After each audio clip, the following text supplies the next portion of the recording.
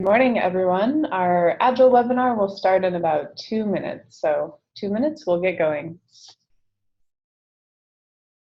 And get started.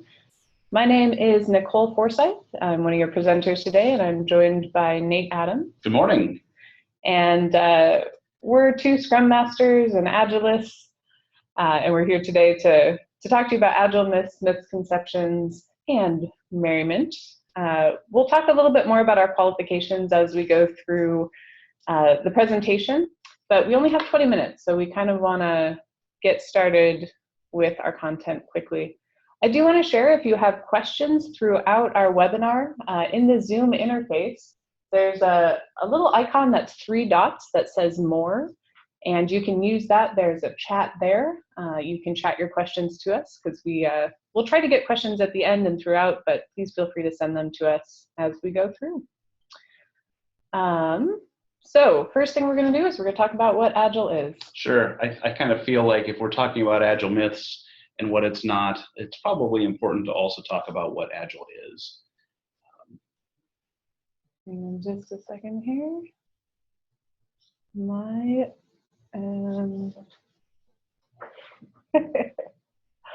For some reason, I can't seem to advance my slides. Oh, there we go. There we go. The screens are backwards. So love it. All good. All right. There we go. So what Agile is.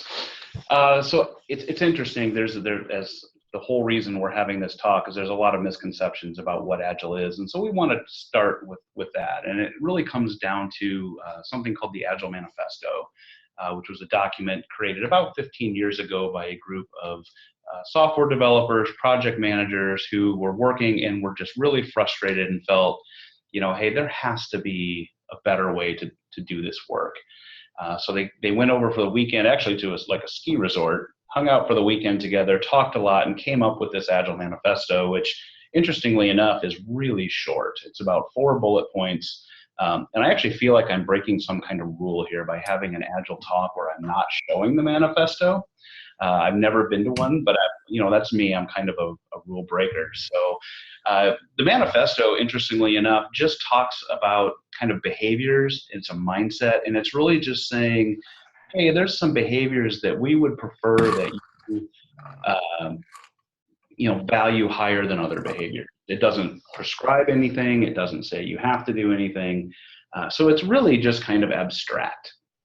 And so a lot of people read the Agile Manifesto, and it doesn't really tell you exactly how to go do work. And that's kind of the point. It's a mindset. It's a philosophy. And that's how you kind of hear Agile described a lot as a philosophy or mindset. Now, what we do then have is also that goes along with the manifesto are what they call the 12 Agile principles. Those are a little less abstract. Those are things that say things like, hey, if I'm writing some software, I should probably be talking to the customer every day, right? Or, hey, if I'm going to have a team doing some work for me, I should probably make that team up of people who are excited and motivated to do this work. Things that are not groundbreaking or mind-blowing, but things that I think a lot of companies lose sight of.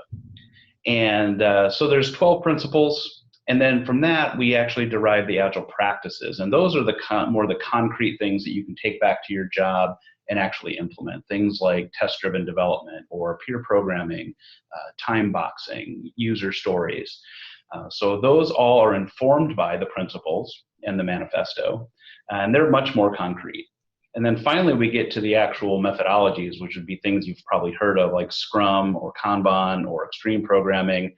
And all those are just sets of the practices that are kind of grouped together and given some documentation, given a framework, and are much easier, again, to go get training on and go back and implement where you work. So, but Agile itself is much more abstract. It's just more of a mindset or a philosophy. It's very Zen, and it's to the detriment of a lot of companies that want to go package up an Agile. This is our Agile kit that we're going to sell, because it's different for every company.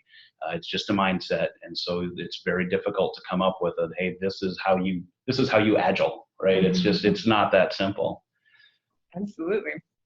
So our presentation here today, we're going to talk about some Agile myths, and we're going to work through these one by one. and just kind of get everybody on board with some of the misconceptions and practices that we've experienced in our Agile careers. So we're going to talk through these individually. And the first myth, Nate, people often, because Agile comes out of software development, say, oh, I can't do Agile at my company because I'm not a software developer, so Agile's not for me. Yeah, that's actually really common, and it doesn't help us that the actual manifesto says Agile software development, and it doesn't help that the 12 principles say the 12 principles for Agile software development. We just have to keep in mind, that these documents have not changed over the last 15 years. They've remained the same, and that's just where it came from. But it's absolutely true. There's a lot of companies out there that are not either writing software, or software is not their primary focus, or some that don't have anything to do with software that are still using these Agile techniques and having great success. And again, it's just a mindset. There's nothing that says anything to do with software development within the manifesto itself. In fact, so this is a great time to talk about one of my favorite resources. There's a report called The State of Agile that Version 1, which is a company that writes Agile software, they put this out every year, and it's just they take a big survey. This year there were nearly 4,000 people involved in the survey, and it's a great resource to see what's going on in the Agile community. So right from there, from their survey itself, we can actually look at some numbers here that talk about who's doing Agile. We just have some background noise here, so I was just trying to kind of mute our participants. Hopefully that's going to make for a better listening experience. Thank you. Sorry to interrupt you, Laney. No, it's fine. So what I want to look at here's some actual numbers from this year's State of Agile survey. When they ask the question, what industry are you in? And you can see that, yeah, software is still a really large percentage of that, 26%, but only 26%, right? That's still, for people thinking that this is a software development only kind of thing, it's really not. And you can see everything else on here from financial services, healthcare, insurance, manufacturing. Lots and lots of people are employing these Agile principles and philosophies and having great success with them. So I'd like to debunk our first myth that Agile is only for software development. Absolutely. For me, Agile so often is about creating a culture of learning in your organization. And there's no organization in today's world that couldn't benefit from a way to kind of help you learn as a group and a team. Absolutely. So I think that one of the next things, that we hear a lot is that, okay, well, Agile means no managers, right? I've heard actually a lot of companies that are nervous, especially the management, right? When we start talking about Agile and they think, okay, so that means I don't have a job anymore. Mm-hmm. What do you think about that? Yeah, absolutely. For me, one of the things that I think about when I think about no managers, especially in the corridor community, we're lucky to have Geometric, which is a Cedar Rapids-based company. And they've been real Agile thought leaders, at least in our local community. And they happen to take successful Agile implementation using Scrum with their software development team and roll that out across their company. And they did it at the same time as they went to a flat management structure. So oftentimes, especially locally here in the corridor, when people talk about and think about Agile, so often it's like, but we don't want to get rid of our managers. We think management provides valuable things like coaching for individuals, professional development, growth and direction, accountability. There's absolutely nothing in the Agile Manifesto nor in Scrum itself that talks about your structure, and absolutely nothing that would say that managers are not needed and not, quite frankly, valuable. Sometimes people find when teams get really, really optimized and you're trusting people to get work done, that maybe the role of management shifts, maybe, but it's just absolutely not true. Certainly management has a role in Agile. If you're interested in looking at a really interesting model and adoption of Agile, I work at Wowza Media Systems, which is a software company in Golden, Colorado, and every week I try to do an Agile learning opportunity. And we recently looked at the Spotify model for agility, and they have a really lovely video. It's about 15 minutes long. So if you Google Spotify engineering culture, you'll get a look at not only how they do Agile, but how they incorporate management into their Agile structures. So it's not at the team level, but rather it's across people with a common set of skills. So if you're a developer in that environment, you'd have a manager who's not on your team, but it's still someone who's looking out for your professional development, doing things like performance evaluations and those kinds of things. Yeah, I think where this myth comes from a lot is specifically in Scrum, right? When we talk about the roles in Scrum, there is no role for manager, and I guess people feel that just means managers aren't allowed, and that's not true at all. There's no formal role for them within Scrum, but that doesn't mean that within the company. Obviously, we still need folks who are champions for the employees, and so there's absolutely still a role for managers. Absolutely. So our next myth, which I think kind of ties into our myth about managers, is that Agile can't work for large companies, right? It's some sort of small startup-y tech thing if you're on the bleeding edge, a bunch of young people developing things, and that Agile can't scale up to a large company. What do you think about that, Nate? Yeah, you hear that a lot, and I think that's simply because a lot of large companies for the longest time didn't try it. If you look at, again, that I'm going to talk about the State of Agile report, they do talk about things that make it difficult to implement Agile. And those things all have to do with culture. Company culture, it may not work really well with some of the Agile philosophies, right? There's a lot of kind of entrenched inertia of making some of these changes is very difficult in a much larger organization, but that certainly doesn't mean it can't be done. Looking at numbers from the State of the Agile report, they actually look at, okay, so for the folks who responded and said that they were doing Agile implementations, 24% of those people work at companies that are 20,000 people or larger, right? I mean, that's a fairly significant amount. If you actually compare that about 5 years ago in the State of the Agile survey, the median size of the software development group was 100. Now they're saying for software organizations, there's 16% of them that have software organizations that are over 5,000 people. Only 38% are under 100. And that was the median 5 years ago. So we've definitely seen a shift into larger companies trying out Agile and having great success with it. We've got some great examples in the corridor as well, right? John Deere is well known to be a very, very agile company. They've been doing it for years now. They've had huge success with it. They allow other companies to come in and talk to them and tour and see how they do it, and they're fantastic. And other larger companies like Rockwell Collins, for example, Transamerica, some of these big companies are making transitions to Agile and having, again, wild success with it. So you'll hear that a lot, that no, I'm not a small company. I'm not the kids in the coffee shop that you think of that are doing Agile, with the infinity scarves and their home knit stocking caps. That's not who Agile is just meant for. Although that is kind of the stereotypical group. So if you've got a large company and you're thinking, hey, no, we're just too big to do this. No, definitely look into it.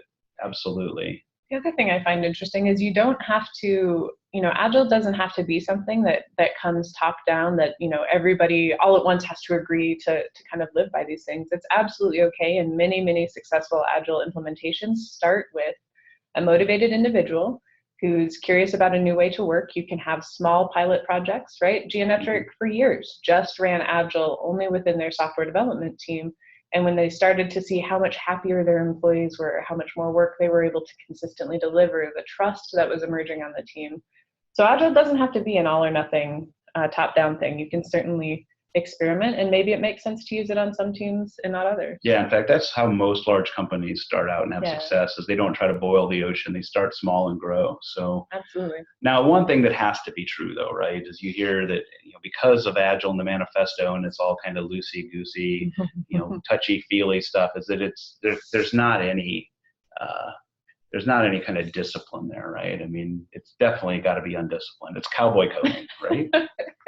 Not true, Nate, not true. The next myth, that we wanted to talk about is that Agile is undisciplined, right? And I think it looks this way because, Agile itself has, as a set of principles, and then Scrum, which is really a very lightweight framework for working, especially if you've maybe gone to business school or have a lot of training in the area of how work has been done in the past. It can look kind of chaotic and like anarchy from the outside. However, my favorite metaphor for thinking about the discipline that it takes to be agile is kind of like losing weight, right? Anyone who wants to lose weight knows there's a couple things, right? Eat less, exercise more, right? I want fewer calories coming in and more going out. Very simple set of rules, but very, very hard to do. I find this, I work with several engineering teams at the software company that I work at, and we're always talking about discipline, right? The discipline of committing to doing a piece of work and getting it out within a sprint time frame, which is a word in Scrum for the period of time box time that you've committed to getting work to done. It often forces and encourages your employees and coworkers to be more disciplined in how they work, rather than kind of complex sets of rules that you have to kind of navigate.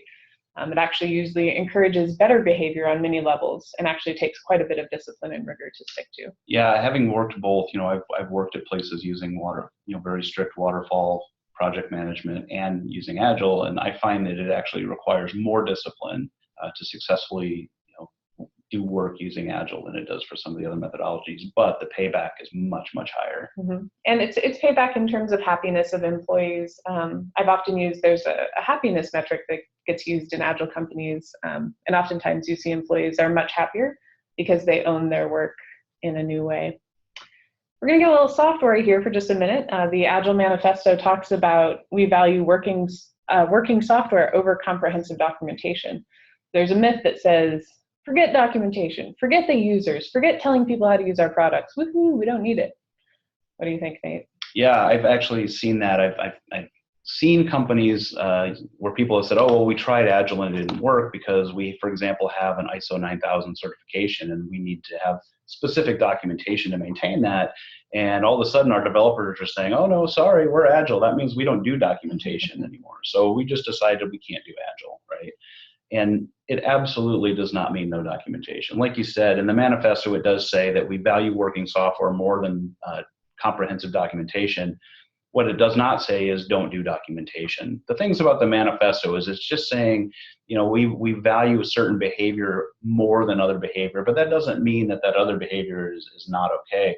And what I keep telling people when I'm coaching folks with Agile is I say, you should be looking at the things you're doing, and if it provides value, you should do it. And if it doesn't provide value, it doesn't. Well, for those organizations that are doing ISO 9000 certification, for example, well, that documentation provides value. Without it, you can't maintain your certification. So nothing in Agile says you don't do that. So it's just, let's take a look at the documentation that we're doing and decide, does this provide value or not? Yeah, not just to do it for the sake of doing it, for sure. Now, along with that, there's usually another thing people say where they, when they get into Agile, say, well, there's no planning, right? I can't give these estimates, and the company wants to know how much things are going to cost ahead of time, and just because of the way we do Agile, there's no way to plan it. What's your been experience, with that as you work as a Scrum Master? Yeah, absolutely. So in my Scrum Master experience, we've used a lot of Scrum and some Scrum-ish practices and Scrum Bon, and we can certainly talk more in future sessions that we do about what Scrum means. But there is certainly always planning at some level that has to go on. Usually it's planning, it's kind of borrowing from the lean disciplines to eliminate waste. Usually what it means is instead of doing massive plans for multiple years and Gantt charts that articulate how everything is going to go perfectly, and then 6 months down the road. Which they never do. Right, which they never do. We spend a lot of time crafting beautiful fictions. So usually it means things like having a roadmap meeting every 2 weeks with a management team to say, gosh, we thought the priority was going to be feature X, but the market is changing, and holy cow, feature Y is a big deal popping up. So usually what it means is that we plan in smaller increments. It's more just-in-time planning, and it's oftentimes more satisfying planning because you can say, hey, this is the thing we need to do. It's been on a roadmap for a long time. Boom, get it done, get it to market, and learn from it. I've been in some very kind of demoralizing experiences during software development where what you're writing isn't valuable anymore. You know that things have changed, but you got to stick to the plan, right? So you're spending all these cycles and work and energy creating something that isn't right anymore. And that's one of the things that, the type of planning we're talking about with Agile, you don't do that anymore. You adjust as you go. Absolutely. So we're just about at the end of our time, hitting just about 20 minutes. again, my name is Nicole Forsythe. I work for Wowza Media Systems. So that's a Colorado-based company. We make streaming media software. I am based here in Iowa. And Nate is at Integrated DNA. Yeah, I'm the director of software quality there. I'm also one of the Agile champions, and so I've been trying to help, again, grow in a company like IDT where we need it.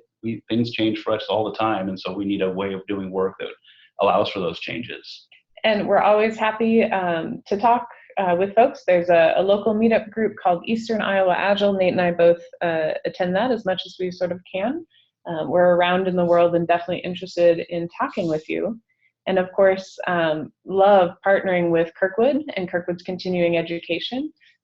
Nate and I have both designed a very dynamic set of courses for the fall, an Agile certificate. And if you'd like to learn more, we really encourage you to check out the link here, because we're eager to talk more and learn and grow ourselves as Agile practitioners. So absolutely, I would have liked to have had an hour this morning to talk about this stuff.